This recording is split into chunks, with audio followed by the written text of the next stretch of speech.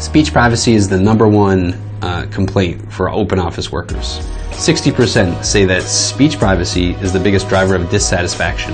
That's over the type of furniture, that's over visual privacy, that's over cleanliness in the office. So it is the #1 concern for open office workers.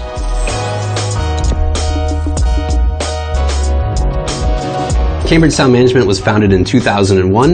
It was about in 2005 when we actually had our first commercial sound masking product on the market. Sound masking is an acoustic technology that's used by companies of all sizes to help reduce noise distractions, protect speech privacy, and improve workplace satisfaction.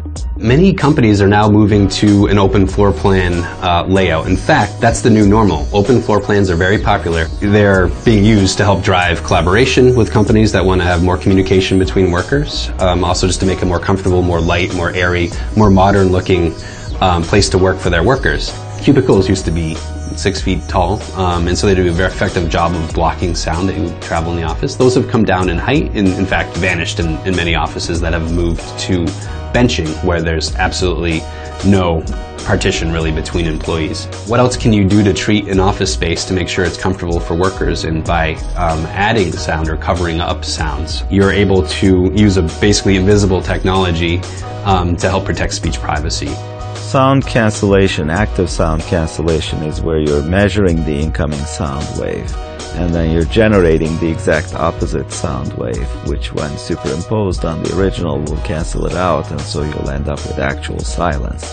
Now that's easy to do if you have a very confined and controlled space, such as an ear cup in a headphone, but it's essentially impossible to do in an open environment where there's a lot of reflective paths, indirect sounds.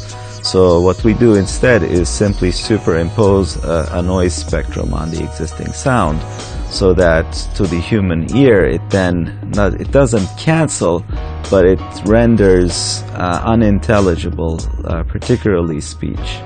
So here we are in our office. We have sound masking installed in our office space. Up in the ceiling you'll see small emitters. These are producing an even sound masking sound throughout this building. Now I'm going to do a quick demo and I'm going to turn the sound masking off. All of a sudden you can hear all of the voices that are going on around you and you can pick up a lot more noise. Speech is much more intelligible than it was with sound masking on.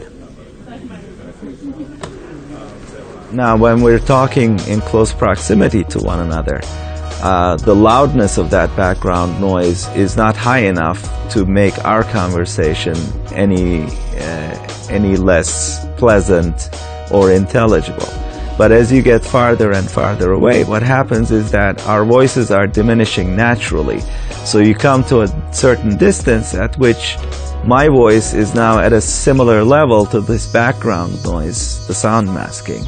And at that point, then, that mixture renders my speech unintelligible. I think we're seeing in the mainstream a pushback in terms of the shift to the open office space. Employees are finally kind of getting frustrated with this, and we're seeing it in media a lot often as articles around this, and that people are not so happy with their new space that their company just built for them. So you're seeing employees be a little bit more vocal about kind of losing their privacy and losing the square footage that they used to have. And I think that is helping to drive awareness of sound masking at the corporate level with decision makers.